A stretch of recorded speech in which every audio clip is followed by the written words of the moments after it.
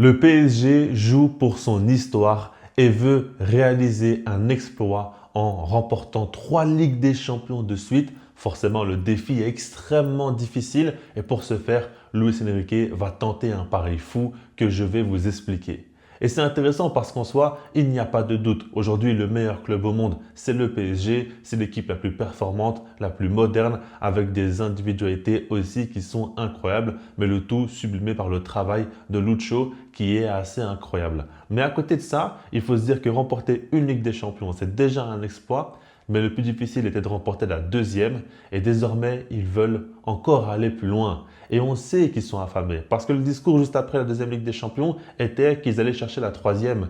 Et ces joueurs-là sont galvanisés pour écrire l'histoire de ce sport et pas simplement du PSG. Ça, on l'a bien compris. Mais maintenant, est-ce que ça sera possible de remporter une troisième Ligue des Champions de suite en étant tout aussi attendu? Eh bien, pour moi, oui, parce que cette équipe-là est tellement en avance qu'ils peuvent le faire.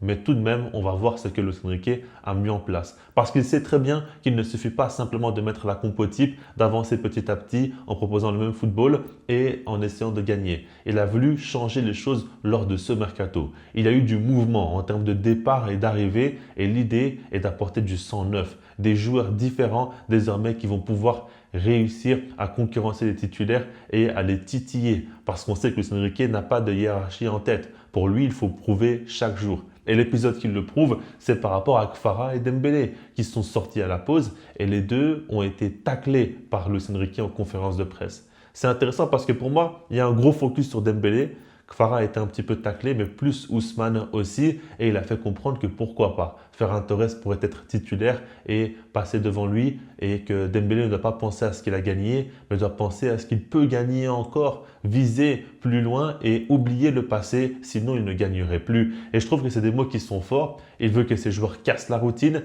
et soient déterminés parce que cette saison va être encore plus difficile. Pour lui, chaque saison est plus difficile que la précédente. Et c'est une mentalité que j'admire énormément. On peut ne pas aimer qu'ils le disent publiquement, qu'ils taquent comme ça ses joueurs, mais aujourd'hui, il a un totem d'immunité. Tout le monde sait que Luis Enrique est intouchable et je pense qu'il peut se permettre beaucoup de choses parce que quand tu as réalisé tout ça au PSG en si peu de temps, oui, je pense qu'il n'y a pas de souci à se faire. Les joueurs savent très bien qui il est et pourquoi il le fait et qu'il y a uniquement un enjeu sportif et rien d'autre derrière. Mais là, ça devient intéressant parce qu'en soi, ici, il y a ce côté mental parce qu'on comprend que côté Luis Enrique, on parle beaucoup du tacticien, mais de mon côté, j'ai toujours considéré son côté manager aussi qui est très performant. On sait que c'est un coach qui arrive à tirer le meilleur de ses joueurs. Ça ne lui dérange pas de laisser sur le banc un Kfara, par exemple, la saison passée qui n'était pas très bon pour ensuite le piquer et après il le met titulaire dans les gros matchs de Ligue des Champions et on a vu sa meilleure version. Il a été incroyable au moment où son orgueil a été touché. Pour Barcola, c'était la même chose juste quelques mois auparavant. Par rapport à Dembélé, il l'a déjà fait quelques fois et il peut encore le faire. Là, il lui a donné du repos pour qu'il revienne plus fort. On comprend un petit peu l'idée de vouloir piquer chacun de ses joueurs pour essayer d'en tirer le meilleur d'eux-mêmes. Mais là où ça devient pertinent aussi à côté de ça, c'est ce mercato où tu recrutes des joueurs avec des profils plus marqués par rapport à son style de jeu et qui pourraient potentiellement davantage avoir de temps de jeu. Ferran Torres est l'exemple typique. Je pense que c'est le joueur qui arrive pas uniquement pour être le super sub comme l'était Gonzalo Ramos, mais pour potentiellement gratter un maximum de temps de jeu. On sait que Dembélé déjà de base ne fait pas des saisons pleines parce qu'il se blesse très régulièrement et parce que Luis Enrique ne prend pas beaucoup de risques avec lui là-dessus. Et je pense que déjà rien que par rapport à ça, il peut être son remplaçant fiable parce que même lorsque Dembélé ne jouait pas, c'était pas toujours Gonzalo Ramos qui jouait, donc ça il fallait le prendre en compte. Mais là je pense que ce sera plus marqué. Et puis à côté de ça, ça reste un joueur qui va être dans une période où il va avoir besoin de temps de jeu parce qu'il se sent en confiance, il se sent en force. Et par rapport à ça, Luis Enrique l'apprécie beaucoup, le connaît très bien et ça ne m'étonnerait pas qu'il puisse en avoir beaucoup. Ça, c'est déjà un point qui est important. Mais à côté de ça, quand tu recrutes un joueur comme Akiliouche aussi, même si Lee Kang-in était très bon, il n'y a pas de souci là-dessus. Mais là, on parle d'un joueur, selon moi, plus talentueux et plus prometteur. Et lui peut jouer à plusieurs positions, lui peut apporter beaucoup, peut encore émerger, progresser. Donc par rapport à ça, je pense aussi qu'il aurait sa chance. C'est vrai qu'il y a une question autour de Mika Götze encore où pour l'instant on ne sait pas encore vraiment qu'est-ce qu'il va apporter et quel sera son temps de jeu, est-ce qu'il sera significatif ou non. Mais on sait qu'il aura des opportunités et on verra s'il pourra les saisir rapidement ou non. Sur cette saison, c'est compliqué à dire. Pour l'avenir, je sais qu'il pourra avoir beaucoup de temps de jeu, mais là tout de suite, c'est compliqué à dire. Et quand on combine tout ça, on comprend bien que apporter du sang neuf, apporter de nouveaux joueurs dans cette équipe-là, garder ce côté management où tu arrives à chauffer tes joueurs et à faire en sorte qu'ils soient au top. Et ça, je trouve que c'est très, très intéressant. Le pari Luis Enrique est assez important parce que ce qu'il faut se dire, c'est que souvent, quand une équipe gagne énormément, elle ne fait pas beaucoup de changements. En soi, dans le mercato, c'est très léger en termes d'arrivée et départ. Tu n'as surtout pas envie de perdre tes joueurs et tu n'as pas envie spécialement d'en recruter parce qu'il faut qu'ils s'intègrent vite dans ce moule et ce n'est pas facile. Mais Luis Enrique, il a voulu briser cette dynamique-là. Il a voulu changer parce qu'il y a eu pas mal de départs, pas mal de joueurs importants qui sont partis. Barcola, ce n'est pas encore fait, mais si lui aussi il part, c'est très significatif comme départ, je trouve. Même si c'était un remplaçant, ok, mais moi, je ne le vois pas comme ça. Moi, je le vois comme le 12e homme et puis je le vois même comme un joueur qui a beaucoup de fois joué des gros matchs en Ligue des Champions et a été très performant aussi. Donc, moi, je ne le vois pas spécialement uniquement comme un remplaçant. Mais cette dynamique, elle a été brisée en termes d'effectifs avec plusieurs départs, plusieurs arrivées et du changement considérable. Aujourd'hui, on part sur une saison où du côté du PSG, chacun des joueurs offensifs qui ont le statut de remplaçant au début de la saison sont des nouveaux joueurs et sont des joueurs qui doivent prouver, qui doivent s'intégrer, etc. Et ça prend du temps. Et ça fait qu'au final, il y a une prise de risque assumée. Il n'y a pas de garantie qui est recherchée, il y a de la nouveauté qui est recherchée. Et ça change la donne. Parce que ça, c'est un point qui est important et on voit que Luis Enrique a fait comprendre dès le début et je pense que c'est important pour lui de faire passer un message et de dire que si les joueurs ne sont pas performants, ils ne joueront pas, ils seront mis sur le banc parce qu'il attend pas uniquement de mettre en place les joueurs les plus forts sur le terrain, mais les joueurs qui en ont le plus envie. Et ça, c'est quelque chose aussi qui est important dans le management. Mais par rapport à tout ça, maintenant, si moi je dois me positionner, le plan de Luis Enrique, tactiquement, je ne vais pas encore en parler, j'en ai beaucoup parlé sur la chaîne, vous savez comment il joue, quels sont ses principes, etc. Moi, je voulais vous donner mon avis sur le tripit. Est-ce qu'il est possible, oui ou non? Moi, j'ai un avis qui est très clair là-dessus. Je pense sincèrement que le PSG est le grand favori pour remporter cette Ligue des Champions. Et de mon côté, je pense qu'ils vont le faire encore une fois. Maintenant, on est qu'au tout début de la saison et c'est trop tôt pour le dire. Mais pour moi, cette équipe-là, elle est intouchable. Alors bien sûr, il pourrait y avoir des blessés importants et c'est tout ce que je ne leur souhaite pas, bien évidemment. Et il pourrait y avoir des surprises qui vont contre le sens du PSG ou bien simplement moins de réussite sur un match pour une fois. On ne sait pas, ça peut arriver, hein, bien sûr. Ils ne sont pas non plus invincibles, mais je pense sincèrement qu'ils sont trop en avance tactiquement. Et je pense que mentalement aussi, ils sont galvanisés par le coach. Et vous savez, moi, ce qui aurait pu me faire peur pour le PSG, c'est un relâchement. C'est si jamais ils sentent ils sont au top, qu'ils ont accompli ce qu'ils devaient accomplir et qu'après ils se laissent un petit peu aller, là j'aurais eu peur pour eux. Mais pour moi, c'est impossible parce qu'ils sont déterminés à réaliser le triplé. Et le plus fou, c'est que la saison prochaine, s'ils font le triplé, ils voudront en gagner 4 de suite. Et encore une fois, ils seront favoris pour moi. Donc, c'est un cercle qui ne se termine pas et tu as l'impression qu'ils seront toujours autant déter. Je pense que le jour où ils vont plus gagner avec des champions, ils vont pas réussir à aller au bout. Peut-être qu'il y aura un petit relâchement à ce moment-là.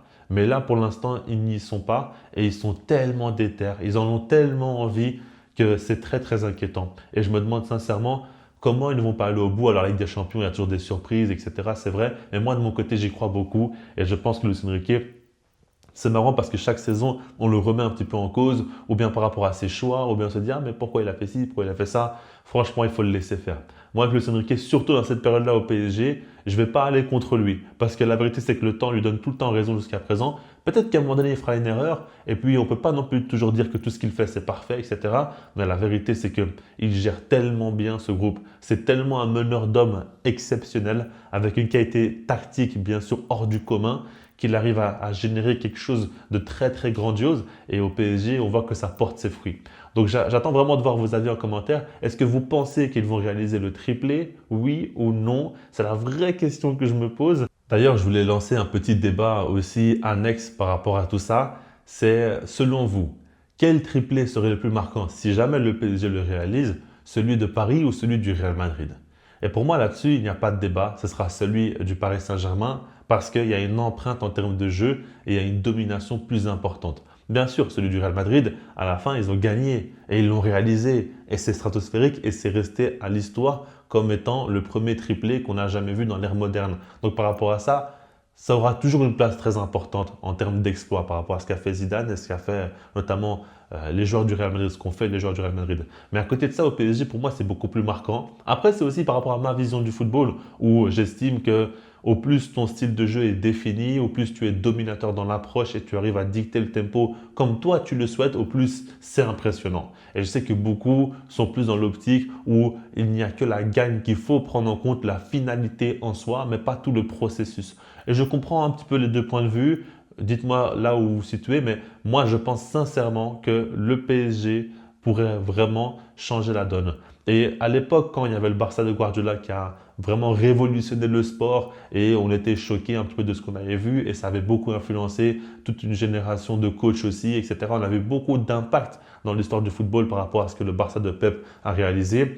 Je pense qu'on s'en approche énormément avec le PSG de Luis Enrique encore une fois. On tend vers cela et avec des exploits qui sont encore plus marqués, notamment en Ligue des Champions. Le pire dans tout ça, c'est qu'on va s'en rendre compte une fois que ça sera fini. C'est là qu'on va se dire, ah ouais, quand même, ils ont réalisé autant de Ligue des Champions de suite et ils ont gagné tout autant de matchs, ils ont écrasé autant de clubs de Première Ligue, ils ont humilié autant de grands clubs avec des joueurs qui ont marqué leur génération, qui ont pris des ballons d'or, etc. Non, c'est fou. Si jamais avec le temps, on réalise tout ça, on va plus s'en remettre. Et on va se dire qu'on a vécu un moment qu'on a un peu trop minimisé sur le moment. Parce que je pense que des fois, on n'en fait pas assez. Cette équipe-là est phénoménale. Et j'aurais jamais cru ces dernières années avec le PSG sous QSI qu'ils allaient aller aussi loin, qu'ils allaient proposer autant de football. Pour moi, le Enrique, c'était une très bonne pioche. À ce moment-là, il était critiqué, moi je l'avais soutenu, j'avais dit qu'il va changer et transformer ce club. Mais je pensais simplement qu'il allait donner une ligne directrice et qu'il allait s'approcher de la Ligue des Champions. Mais de là à la gagner en étant aussi écrasant, dominant, oh là là là, franchement, c'est parti tellement loin cette histoire. Moi, je n'imaginais pas ça comme ça. Mais c'est grandiose. C'est sûr que dans la carrière de Luis Enrique, il se passe extrêmement haut. Mais celle de Luis Campos, comme j'en ai parlé sur la chaîne aussi, où il a réalisé des exploits pour construire un effectif tellement marquant. Et puis les individualités aussi, hein, l'exploit d'Embélé, Vitinha, Nuno Mendes, Hakimi, Pacho, Marquinhos. Il y a tellement de légendes au sein du club, des joueurs qui ont marqué l'histoire du club. Mais beaucoup plus que ça, l'histoire du football tout court. Et c'est des noms qu'on n'oubliera pas. Quoi qu'il arrive, on va les conserver en tête. Et ça, je trouve que c'est complètement fou.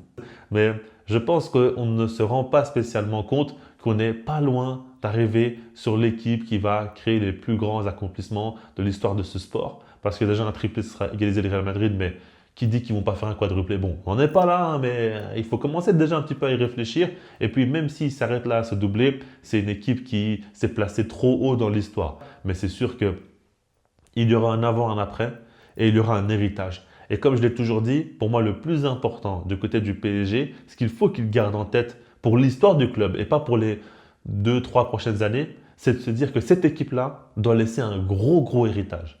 Si maintenant les fondamentaux dans le jeu sont maintenus et un autre coach arrive et essaye d'être dans la continuité pour l'après Luis Enrique, ça peut être phénoménal. Et l'exemple de ce PSG-là qui a pleinement réussi pourrait être tenté de recopier par le temps. Et c'est comme ça qu'ils vont avancer à chaque fois et conserver leur ADN et à ce moment-là, de plus en plus se faire respecter en Europe et continuer à briller sur les prochaines décennies et pas simplement viser une courte période où ils explosent littéralement et après, ça redescend. Moi, c'est comme ça que je l'observe et je me dis sincèrement que si le PSG conserve cet ADN, conserve ce style de jeu, cette manière-là de s'y prendre, ils pourront avancer en faisant développer les jeunes, en conservant ce projet français par rapport aux joueurs aussi de cette nationalité-là qui doivent être conservés selon moi avec un style vraiment pur, avec beaucoup de talent au sein du pays, mais avec ce côté parisien qui pousse les extrêmes le plus haut possible. Je pense que ça peut continuer à faire très mal sur le long terme parce qu'il y a le budget, parce qu'il y a les infrastructures aussi qui sont présentes et parce qu'il y a désormais, ce qui est le plus important dans le football, c'est l'idéologie de jeu qui est tellement bien ancrée maintenant dans le sol parisien qu'ils doivent maintenir cela et réussir à faire en sorte que ça puisse s'étoffer avec le temps, continuer à émerger et pas avoir une chute brutale d'un coup. En tout cas, c'est comme ça que je le vois. Peut-être que pour certains, pour l'après Luis Enrique, il faut passer à complètement autre chose. Mais je pense que pour moi, un club a besoin d'avoir son ADN, sa manière de gagner et la conserver avec le temps. Après ça, c'est ma vision encore une fois. Et peut-être que vous n'êtes pas d'accord, mais ce sera intéressant de savoir en commentaire ce que vous en pensez justement. En tout cas, la mission triplé en Ligue des Champions est extrêmement difficile, mais elle n'est pas impossible. De mon côté, j'y crois. À vous de savoir si vous y croyez ou non. Mais j'aime bien cette idée de Luis Enrique de vouloir piquer l'orgueil de ses joueurs dès le début de saison, leur envoyer des messages, leur faire comprendre. En fait, aussi ce qui est bien et ce que moi j'admire beaucoup, c'est que Luis Enrique n'attend pas qu'on arrive dans les moments chauds en Ligue des Champions pour dire « Ah non, mais là, j'ai pas aimé l'attitude, etc. » Non, non. Dans n'importe quel match de la saison, s'il n'aime pas l'attitude, il va directement le dire, il va le faire comprendre et il va sanctionner directement. Et c'est comme ça qu'on arrive dans des situations où les joueurs ne vont jamais oser se laisser aller. Dembélé, il sait très bien par exemple que si jamais il ne fait pas d'effort, le temps passe, les matchs importants arriveront et il ne jouera pas. Il sait très bien, il est obligé à chacun des matchs de donner le meilleur de lui-même, sinon ce n'est pas possible autrement. Et ça, je trouve que c'est ultra pertinent et je trouve que ça fait que les joueurs n'ont pas le choix de se donner à 200%. Et je vous promets qu'un coach comme Luis Enrique préfère titulariser un Titi parisien qui n'a encore rien fait mais qui va se donner à fond qu'une star mondiale extraordinaire qui ne se donne pas à fond. Lui, il est comme ça dans sa tête. Il est dans l'extrême dans cette vision-là. Et je sais qu'il y a très peu, voire pratiquement aucun coach qui est comme lui. Il a une personnalité extrêmement forte à ce sujet-là parce qu'il a pris sa position et il l'assume pleinement. Donc, moi, c'est un point que j'admire énormément du côté de Luis Enrique.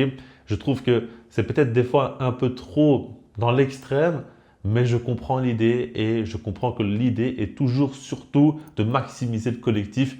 Et jusqu'à présent, ça lui a donné tellement raison qu'on ne peut pas dire grand-chose, tout simplement. On soit d'accord ou pas, c'est une chose, mais de là à critiquer par rapport à ça, c'est difficile aujourd'hui.